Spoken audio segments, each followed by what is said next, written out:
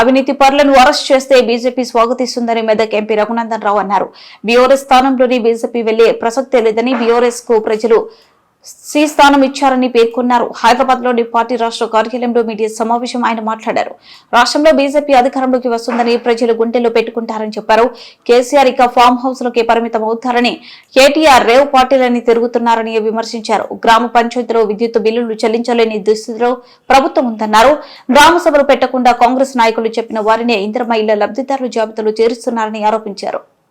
కొబ్బరి నీళ్లతో నింపినట్టు రేపు రేవంత్ రెడ్డి గారి 5 ఏళ్లలో మూసీలో కొబ్బరి నీళ్ళు తెచ్చిపోస్తే దానికి భారతీయ జనతా పార్టీ వ్యతిరేకం కాదు.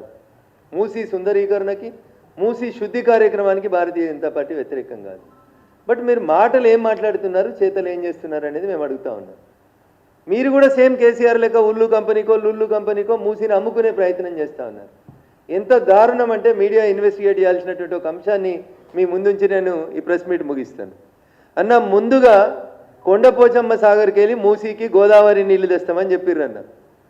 డిపిఆర్ తయారు చేసిర్రు, 1500 కోట్ల రూపాయలు ఖర్చు అవుతుందని లెక్క రాసిర్రు. కేంద్ర ప్రభుత్వం చెప్పింది వాప్కోస్ అనేటువంటి సంస్థకి ఇచ్చినాం, మేము పారదర్శకంగా చేసినాము అని చెప్పిర్రు. కొండపోచమ్మ సాగర్ నుంచి మూసీ నదికి నీళ్లు తీసుకొస్తే గోదావరి జలాలు 1500 కోట్లు ఖర్చు అవుతాయి అనేది ఆ సర్వే సంస్థ సర్వే చేసి రాష్ట్ర ప్రభుత్వానికి రిపోర్ట్ ఇచ్చింది. రాత్రి మీతో చిట్ చాట్లో ముఖ్యమంత్రి మాట్లాడిన మాటలు నేను చూసిన అన్న. మల్లన్న సాగర్కి వెళ్ళి తెస్తాం మేము, 7000 కోట్లు అవుతుంది అని చెప్తున్నాడు రేవంత్ రెడ్డి గారు. ఇంతకంటే దుర్మార్గం ఏముందనేది ఒకసారి దయచేసి ప్రజలు ఆలోచించాలి. కొండపోచమ్మ సాగర్ హైదరాబాద్కి దగ్గర ఉంటుందన్న. కొండపోచమ్మ సాగర్ పైన ఉన్న ప్రాజెక్టు మల్లన్న సాగర్ పైన ఉన్నటువంటి ప్రాజెక్టు రంగనాయక సాగర్. ఇప్పుడు వీళ్ళు కొత్త కథ ఏం చెప్తున్నారంటే ఎంత అధ్వానంగా మాట్లాడుతున్నారు ముఖ్యమంత్రి గారు, కావాలని ఎట్లా మిస్గైడ్ చేస్తున్నారని చెప్తాం మీకు.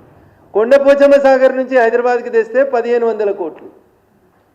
ఎందుకు కొండపోచమ్మ సాగర్ వద్దంటుర్రు అని ఒక మంత్రిని అడిగితే చెప్తాడు మంత్రి, కొండపోచమ్మ సాగర్ చిన్నగా ఉన్నది, కొండపోచమ్మ సాగర్లో 20 టీఎంసీలే ఉంటాయి, మల్లన్న సాగర్ పెద్దగా ఉంది,